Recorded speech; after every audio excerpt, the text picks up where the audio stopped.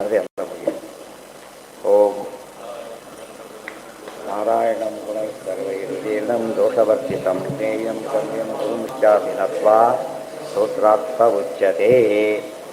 ಓಂ ಓಂ ಅಪಾತೋ ಬ್ರಹ್ಮ ಜಿಜ್ಞಾಸಾ ಓಂ. ಯಾವುದಾತೀಗ ಅಪಿಸ್ಪರ್ಯತೆ ವಿಶೇಷಾನುಗ್ರಹಂಚ ಶೃಣ್ವೇ ವೀರ. ಪರಮಾತ್ಮ ಏನು ಮಾಡ್ತಾ ಇದ್ದಾನೆ, ದೊಡ್ಡವರಿಗೆ ಯೋಗ್ಯರಿಗೆಲ್ಲ ಭಾರಿ ಅನುಗ್ರಹ ಮಾಡ್ತಾನೆ. ಏನು ಮಾಡ್ತಾನೆ ಗೊತ್ತಾ? ಅನ್ಯಮನ್ಯಂ ಮೇಲೆ ಕೆತ್ತಿಬಿಡ್ತಾನೆ ಪರಮಾತ್ಮ. ಪರಮಾನುಗ್ರಹ ಅವ್ರನ್ನ ಕೆಳ ತುಳಿದು ಬಿಡ್ತಾನೆ. ಅದನ್ನು ಹೇಳಿದ್ದೆ, ತುಳಿಯೋದನ್ನು ತಾನೇ ಹೇಳಿದ್ದಾನೆ. ತಾನಹಂ ದುಷದ ಕ್ರೂರಾನ್ ಸಂಸಾರ ಎಷ್ಟು ಧನಾಸಮಾನ ಅಂತ ಹೇಳ್ಬೇಕಾದ್ರೆ ಹೇಗೆ ತುಳಿತೀನಿ ಅಂತ ಹೇಳಿದ್ದಾನೆ. ಹೇಗೆ ಎತ್ತುತ್ತಾನೆ ಪರಮಾತ್ಮ, ಎತ್ತಿದ್ರೆ ಅಷ್ಟು ಮೇಲೆ ಎತ್ತುತ್ತಾನೆ, ಬೀಳಿಸಿದ್ರೆ ಅಷ್ಟು ಕೆಳಗೆ ಬಿಡಿಸ್ತಾನೆ. ಅದಕ್ಕೆ ದೇವರ ಕೈಯಲ್ಲಿದೆ. ಏಧಮಾನ ಬಿಡುಭಯಸ್ಯ ರಾಜ ಚೋಷ್ಕೂಯತೆ ವಿಷ ಇಂದ್ರೋ ಮನುಷ್ಯಾನ್ನಿತಿ ವಿಶೇಷಾನುಗ್ರಹಂಚ ದರ್ಶಯತಿ. ಮುಗಿತು. ಆಮೇಲೆ ಅಸುರಾನ್ ತಮಯನ್ ವಿಷ್ಣು ಸ್ವಪದಂಚ ಸುರಾನ್ ನಯನ್ ಪುನಃ ಪುನರ್ಮಾನುಷಾಂಸ್ತು ಶ್ರುತೌ ಆವರ್ತಯತ್ಯಸೌ ಇತಿ ಭವಿಷ್ಯತ್ ಪರ್ವಣಿ. ಯೋಗ್ಯರನ್ನ ಅಸುರನ್ನ ದಮನ ಮಾಡ್ತಾನೆ. ಉಗ್ರಮುಗ್ರಂ ದಮಾಯನ್, ಉಳಿದವ್ರ ಮೇಲೆ ಕೆತ್ತಾನೆ. ಅನ್ಯಮನ್ಯವತಿ ನೇನೀಯಮಾನ, ಉಳಿದವ್ರು ಸೂಚಿಸ್ತಾನೆ. ಪುನಃ ಮಾನುಷಾಂಸ್ತು ಶ್ರುತೌ ಆವರ್ತಯತ್ಯಸೌ ಇತಿ ಭವಿಷ್ಯತ್ ಪರ್ವಣಿ. ಈ ಇನ್ನೊಂದು ವಿಶೇಷ. ಆದರೆ ಇನ್ನೊಂದು ತಿಳ್ಕೊಳ್ಳಿ, ಸಜ್ಜನರು ಸಾತ್ವಿಕರು ರಾಜಸರು ತಾಮಸರಿದ್ದಾರೆ. ಇವರು 33.33 ಆ ಥರ ಪ್ರಪೋರ್ಷನ್ನಲ್ಲಿ ಇಲ್ಲ. ಇನ್ನೊಂದು ಪಾಯಿಂಟ್ ಅಂದರೆ 1:1:1 ಫಾರಮ್ನಲ್ಲಿ ಇಲ್ಲ. ಅವರು ಹೇಗಿದ್ದಾರೆ 1:2:3 ಆಗಿದ್ದಾರೆ. ಅವರು ಸಾತ್ವಿಕರಿಗಿಂತ ಡಬಲ್ ಯಾರಿದ್ದಾರೆ? ರಾಜ. ಅದಕ್ಕೆ ತಾಮಸರಿದ್ದಾರೆ. ಆದ್ದರಿಂದ ವಸುಮತಿಯ ಮೇಲಿನ್ನು ಅಸುರ ಜನರೇ ಬಹಳ, ವಶವಲ್ಲ ಕಲಿಯ ಬಾಧೆ. ಈ ಮಾತು ಅರ್ಥ ಮಾಡಿಕೊಂಡ್ರೆ ಯಾವಾಗಲೂ ಕೂಡ ಸೈಕಾಲಜಿಯಲ್ಲಿ ಚಾಪ್ಟರ್ ಇದೆ. ಅವರು ಕ್ರೌಡ್ ಬಿಹೇವಿಯರ್ ಅಂತ ಕರೀತಾರೆ. ಕ್ರೌಡ್ ಬಿಹೇವಿಯರ್ ಅಂದರೆ ಗುಂಪಿನಲ್ಲಿ ನಡ್ಕೊಳ್ಳೋ ರೀತಿ ಎಲ್ಲ. ಇರೋದು ಸಜ್ಜನ ಹೋಗ್ತಿರ್ತಾರೆ, ಗುಂಪು ಕಲ್ಲೋಗದೆ ಹೋಗ್ಬಿಡ್ತಾರೆ. ಬರೀ ಯಾಕೆಂದರೆ ಆ ಥರ ಎಳೆದು ಬಿಡುತ್ತೆ. ಎಲ್ಲರೂ ಮಾಡಬೇಕು. ಯಾರನ್ನ ಇವನೊಂದು ಲೇಟ್ ಹಾಕಿಬಿಡ್ತಾನೆ ಹೋಗ್ಬಿಟ್ಟು. ಮನುಷ್ಯನ ಟೆಂಡೆನ್ಸಿ ಅದು. ಅದಕ್ಕೇ ಹಸುರ ಸಂಖ್ಯೆ ಜಾಸ್ತಿ ಇರೋದ್ರಿಂದ ಗುಂಪಲ್ಲಿ ಸೇರಬೇಡಿ. ಈಗ ಯಾತಕ್ಕೆ ಗುಂಪು ಸೇರಬಾರದು ಅಂತ ಉತ್ತರ ಕೊಡ್ತಾರೆ. ಭಗವದ್ಗೀತೆಯಲ್ಲಿ ಬಂದಿದೆ. ಏನಂತ? ವಿವಿಕ್ತ ದೇಶ ಸೇವಿತ್ವಂ ಅರತಿರ್ ಜನ ಸಂಸದಿ. ಜನಗಳು ಕೂತಾಗ ವಾದರ್ ಸೇರ್ಲಕ್ಕೆ ಹೋಗಬೇಡಿ. ಯಾಕೆ? ಉಪನ್ಯಾಸಕ್ಕೆ ಹೋಗಬೇಡಿ ಅರ್ಥ ಅಲ್ಲ. ಯಾಕೆ? ಅದು ಬಿಟ್ಟು ಅದೇ ಅರ್ಥ, ಅದಕ್ಕೆ ಅರ್ಥ ಮಾಡ್ಕೊಂಡ್ಬಿಟ್ಟಿದ್ದಾರಲ್ಲ. ಹಾಗಲ್ಲ ಅರ್ಥ. ಕೆಟ್ಟ ಜನ ಸೇರುವಂತ ಅರ್ಥ. ಸುಮ್ಮನೆ ಜನ ಸೇರಿದ್ರೆ ಏನಾಗುತ್ತಲ್ಲಿ? ಅದು ಅನವಶ್ಯಕ ಸಂಗತಿ ನಡೀತು ಸಾಮಾನ್ಯವಾಗಿ. ಅಲ್ಲಿ ಹೋದಾಗ ಒಳ್ಳೆಯದು ಕನ್ಫರ್ಮ್ ಆಗದೆ ಹೋದ್ರೆ ತಲೆ ಹಾಕ್ಲಿಕ್ಕೆ ಹೋಗಬಾರ್ದು. ತಲೆ ಕೆಡಿಸಂತೂ ತಲೆ ಹೋಗೋದು, ಎರಡೂ ಆಗ್ಬೋದು. ಕೆಟ್ಟದ್ದು ಕೆಡದೆ ತಲೆ ಕೆಡುತ್ತೆ, ದುಷ್ಟ ಸಿಕ್ಕ ತಲೆ ತೆಗಿತಾರೆ. ಅದು ತಲೆ ಉಳಿಸ್ಕೋಬೇಕು ಅಂತಿದ್ರೆ ಗುಂಪುಗಳಲ್ಲಿ ಸೇರಬೇಡಿ. ನೋಡ್ತಾರೆ ಜನ, ಯಾರೋ ಗುಂಪಿದ್ರೆ ಈ ಕಡೆ ಡೈವರ್ಟ್ ಆಗಿಬಿಡ್ತಾರೆ ತಕ್ಷಣ. ಅದು ರಿಸ್ಕ್ ತೊಗೊಂಡು ಬಗ್ಗೆ ನೋಡೋಕ್ಕೆ ಹೋಗಲ್ಲ. ದೂರ ನೋಡ್ಬೇಕಾದ್ರೆ ಏನು ಮಾಡ್ತಾರೆ ಗೊತ್ತಾ? ಸೇಫ್ ಜಾಗ ಹುಡುಕಿ ಅಲ್ಲಿ ನಿಂತ್ಕೊಂಡು ತಾವು ಅವ್ರಿಗೆ ಕಾಡಿಸ್ಬಾರ್ದು, ಅವರಿಗೆ ಅದು ಕಾಡಬೇಕು. ಇದೆಲ್ಲ ಪ್ಲ್ಯಾನ್ ಮಾಡ್ತಾರೆ. ಇದು ಭಾಳ ರಿಸ್ಕ್ ಇದೆ. ಅದರೊಳಗೆ ಗಲಾಟೆ ಅಂತ ಹೇಳಿದರೆ ಯಾರಿಗೆ ಏನು ಬೇಕಾದ್ರೆ ಇಟ್ಕೊಳ್ಳೋದು. ಬ್ರೇಕ್ಲೆಸ್ ವೆಹಿಕಲ್ ಇದ್ದಾಗ ಅದು ಯಾರಿಗೆ ಬೇಕಾದ್ರೆ ಹೊಡಿಕೊಳ್ಳೋ, ಅವರೇ ಹೊಡ್ಕೋಬೋದು. ರಾವಣ ತನ್ನ ಯಾರನ್ನ ಕೊಂದ? ತಂಗಿನಗಳನ್ನೇ ಕೊಂದುಬಿಟ್ಟ. ಅದು ಗುಂಪು ಅಂದರೆ ಯುದ್ಧ ಯಾವಾಗಲೂ ಅಷ್ಟೇ. ಮುಂದೆ ಹೇಳ್ತಾರೆ, ಅತಸ್ತು ಇತರ ಜಾಯೋ ಲಿಂಗಾಚ್ಯ. ಇತರ ಜಾಯ ಅಂದರೆ ಇತರರು, ಬೇರೆಯವರು ಅಂದರೆ ತಾಮಸರು. ಅವ್ರ ಸಂಖ್ಯೆ ಎಷ್ಟಿದೆ? ಜಾಯ ಭಾರಿ ಜಾಸ್ತಿ ಇದೆ. ಇದು ಕಲಿಯುಗದಲ್ಲಿ ಇನ್ನೂ ಜಾಸ್ತಿ ಆಗಿಬಿಡುತ್ತೆ. ಜನರಲ್ಲಾಗಿ 1:2:3 ಅಷ್ಟೇ ಹೊರತು ಪ್ರಸಂಗ ಬಂದಾಗ ಏನಾಗುತ್ತದೋ ತುಂಬ ಜಾಸ್ತಿ ಇರುತ್ತೆ. ಇಲ್ಲಿ ಬಹಳ ಹೆಚ್ಚು. ಕಲಿಯ ವಶವಲ್ಲ ಕಲಿಯ ಬಾಧೆ ಅಂತ ಮುಂದೆ ಸೇರಿಸ್ತಾರೆ. ಕಲಿಯುಗದಲ್ಲಿ ಪೂರ್ತಿ ಉಲ್ಟಾಪಲ್ಟ ಆಗಿಬಿಡುತ್ತೆ. ದೇವಭಾಗಾದ ಅಸುರಭಾಗ ಏವ ಬಹುಲಃ ತಸ್ಮಾತ್ ನ ಜನತಾಮಿಯಾತಿಥಿ ಲಿಂಗಾತ್. ಅದಕ್ಕೇನೆ ಜನ ಗುಂಪಿನಲ್ಲಿ ಸೇರಬೇಡಿ. ಭಗವದ್ಗೀತೆ ಅರ್ಥ ಆಗಬೇಕದು. ಮತ್ತೆ ಮತ್ತೆ ಯಾಕೆ ಹೇಳ್ತಾರೆ ಭಗವಂತ ಜನ ಗುಂಪಿನಲ್ಲಿ ಹೇಳಬೇಡಿ? ತಾನು ಬ್ರಹ್ಮಸೂತ್ರ ಕೋಟ್ ಮಾಡಬೇಕಾದ್ರೆ ಇತರ ಜಾಯೋ ಲಿಂಗಾಚ್ಯ ಈ ಸೂತ್ರ ಕೋಟ್ ಮಾಡಿದರೆ ಆಗ ನಮಗೆ ಅರ್ಥ ಆಗುತ್ತೆ. ಓಹೋ, ಅದಕ್ಕೆ ಹಾಗೆ ಹೇಳಿದ್ದಾರೆ. ತತಃ ಕನೀಯಸ ಏವ ದೇವಾಹ. ಇದು ಕಳತನ ಮಾಡಲು ಭಾರಿ ಅನುಕೂಲ. ಗುಂಪಲ್ಲಿ ಹೋಗ್ತಾ ಬೇಗ ಪಿಕಪ್ ಮಾಡ್ಬೋದು. ಎಲ್ಲ ರೀತಿ ರಿಸ್ಕ್ ಜಾಸ್ತಿ ಇರೋದಲ್ಲಿ ಗುಂಪಲ್ಲಿ. ಆದ್ದರಿಂದ ಸೇರಬೇಡಿ. ಅಸುರ ಬಹುಲ ಯಸ್ಮಾತ್ ತಸ್ಮಾನ್ನ ಜನತಾಮಿಯಾತಿಥಿ ಚ ಬ್ರಾಹ್ಮೆ. ಅದು ಶ್ರುತಿ, ಇದು ಬ್ರಹ್ಮಪುರಾಣ. ಶ್ರುತಿ ಎರಡನ್ನೂ ಕೊಡ್ತಾರೆ, ಬಿಡೋದಿಲ್ಲ. ವೇದವನ್ನು ವೇದವ್ಯಾಸರ ಅರ್ಥ ಹೇಳಿದ್ದಾರೆ, ವೇದ ಆಗಿದೆ. ಓಂ ನ ತದ್ಭೂತಶ್ಚ ತು ತದ್ಭಾವೋ ಜೈಮಿನೇರಪಿ ನಿಯಮಾತ್ ಅತದ್ರೂಪಾಭಯ ನಿಯಮ ಅತದ್ರೂಪ ಅಭಾವೇಭ್ಯ ಅಸುರಜಾತೇರೇವ ಅಸುರತ್ವಂ ದೇವಜಾತೇರೇವ ದೇವತ್ವಂ ಜೈಮಿನೇರಪಿ ಸಿದ್ಧಮೇವ. ಈ ರೀತಿಯಾದ ಸಾತ್ವಿಕ ತಾಮಸಾದಿ ಭೇದವನ್ನು ಜೈಮಿನಿಗಳು ಒಪ್ಪಿದ್ದಾರೆ, ಜೊತೆಗೆ ಅಸುರ ಸಂಖ್ಯೆ ಜಾಸ್ತಿ ಎಂಬುದನ್ನು ಒಪ್ಪಿದ್ದಾರೆ. ಆದ್ದರಿಂದ ನಮ್ಮ ವೇದವ್ಯಾಸ ಹೇಳ್ತಾರೆ, ಈಗ ಇದು ಎಲ್ಲರೂ ಒಪ್ಪಿರೋ ವಿಚಾರ ಅಂದರೆ ಹುಷಾರಾಗಿರಿ ಅಂತ ತಾತ್ಪರ್ಯ.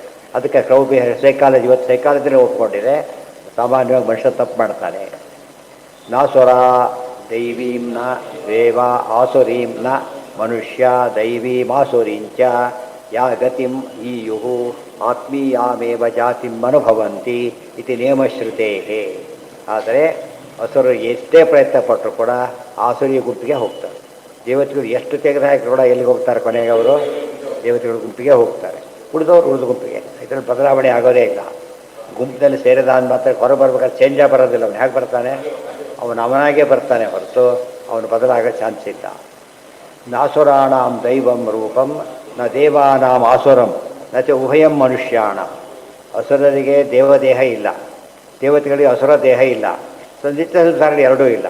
ಯದ್ರೂಪ ಸ ತದ್ರೂಪೋ ವಿಸರ್ಗೋ ಹಿ ಏಷ ಭವತಿ. ಅವ್ರ ಸ್ವರೂಪ ಹೇಗಿರುತ್ತೋ ಅವ್ರ ರೂಪನೂ ಹಾಗಿರುತ್ತೆ. ಸ್ವರೂಪ ರೂಪ. ಇವತ್ತು ಅವ್ನ ಸ್ವರೂಪ ಗೊತ್ತಾಯ್ತು ಅಂತ ಮಾತಾಡೋದಿಲ್ಲ. ರೂಪ ಕಣ್ಣಿಗೆ ಕಾಣಿಸುತ್ತೆ, ಸ್ವರೂಪ ಕಣ್ಣಿಗೆ ಕಾಣೋದಿಲ್ಲ. ಗೊತ್ತಾಯ್ತಾ? ರೂಪದಿಂದ ಸ್ವರೂಪ ಹುಡುಕ್ಬೇಕು ನಾವು. ಅವ್ನು ಮಾಡಬಾರ್ದು ಮಾಡಿದ್ರೆ ಸ್ವರೂಪ ಗೊತ್ತಾಯ್ತು ಅಂತ ಹೇಳ್ತಾರಲ್ಲ ಹಾಗೆ. ಅವ್ನ ಬಣ್ಣ ಹೊರಗೆ ಬಿತ್ತು, ಇವೆಲ್ಲ ಇಡಿಯಮ್ಮುಗಳು. ಹೊರಗಿನ ಬಣ್ಣ ಬೇರೆ, ಒಳಗಿನ ಬಣ್ಣ ಬೇರೆ ಅಂತ ಅದಕ್ಕೆ ಸ್ವರೂಪ ಯೋಗ್ಯತೆ ಅಂತ. ತಂ ಭೂತಿರಿತಿ ನಾಸುರಾಣಾಂ ದೈವಂ ರೂಪಂ ತಂ ಭೂತಿರಿತಿ ದೇವ ಉಪಾಸಾಂಚಕ್ರಿರೇ ತೇ ಬಭೂವು ತಸ್ಮಾತ್ ಭಾಷ್ಯೇತ ತರ್ಹಿ ಸುಪ್ತೋ ಭೂರ್ಭೂರಿತ್ತೇವ ಶಶಿತಿ ಅಭೂತಿರಿತ್ಯುಪಾಸುರಾಸ್ತೇಹ ಪರಾಬಹುವು ಇತಿ ದೇವಾಸುರಾಣಾಂ ಭಾವ ಅಭಾವಶ್ರುತೇತ್ಯ. ದೇವಾಸುರ ಸ್ಪಷ್ಟ ಇದ್ದಾರೆ, ಅವರಲ್ಲಿ ದೈವಿ ಸಂಪತ್ತಿದ್ದವರಿಗೆ ಅದಿಲ್ಲ, ಇದಿಲ್ಲ ಅಂತೇಳಿ ಶ್ರುತಿ.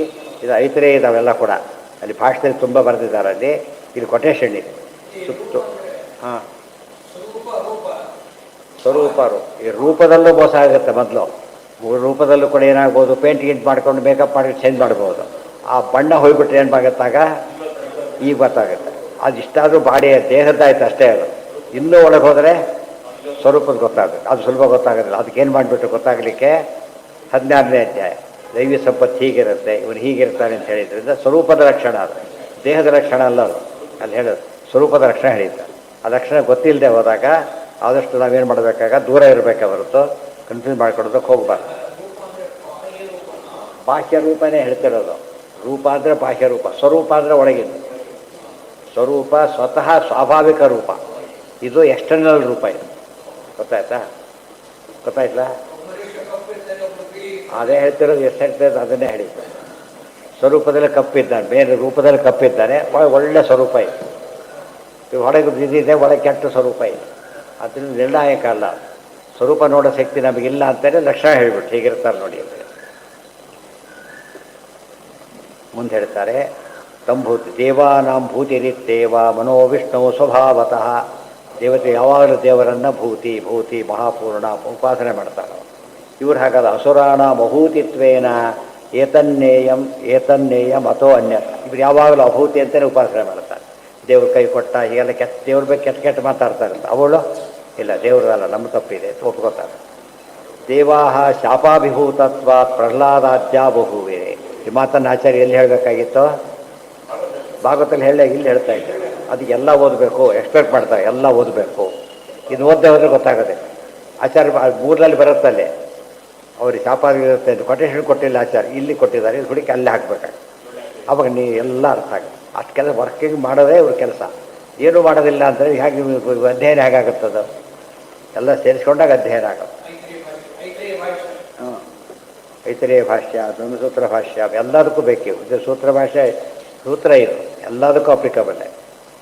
ಅತಃ ದೇವಾಹ ಶಾಪಾಭಿಭೂತತ್ವ ಪ್ರಹ್ಲಾದಾದ್ಯಾಬಹುವಿರೇ ದೇವಾಹ. ಮುಂದೆ ಅತಃ ಸುಗತಿರೇತೇಷಾಂ ನಾನ್ಯಥಾ ವ್ಯತ್ಯಯೋ ಭವೇತಿತಿ ಅಧ್ಯಾತ್ಮ. ಈ ಪದ ಯಾಕೆ ತಂದ್ರೆ ಇದ್ದಕ್ಕಿದ್ದಾಗೆ ಅಂತ ಪ್ರಶ್ನೆ.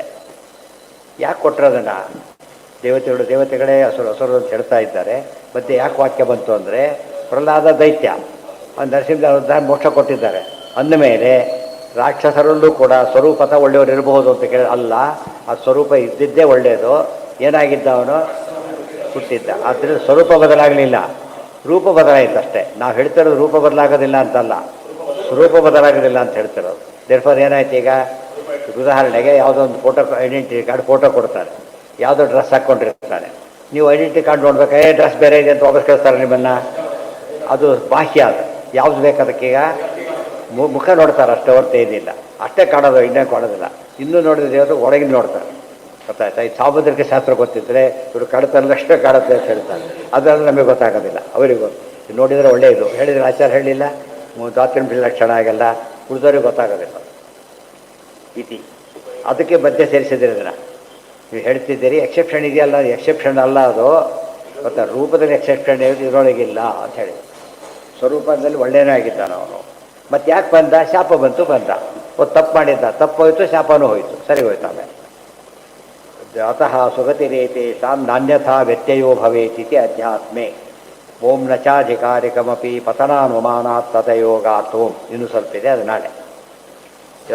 ಯಾವುದಿದೋ 3ನೇ ಅಧ್ಯಾಯದ ಕೊನೆಯ ಘಟ್ಟ ಇರೋದು. ಈಗ ಸಂಬಂಧಪಟ್ಟ ಎಲ್ಲ ವಿಷಯನೂ ಹೇಳ್ತಾ ಇದ್ದಾರೆ. ಅವ್ರಿಗೆ ಏನೇನು ಪ್ರಶ್ನೆ ಕೇಳ್ಬೋದು ನಾವು, ಎಲ್ಲ ಪ್ರಶ್ನೆಗೆ ಉತ್ತರ ಬೇಕು ಅಂತೇಳಿ ಬ್ರಹ್ಮಸೂತ್ರ ಓದಬೇಕು.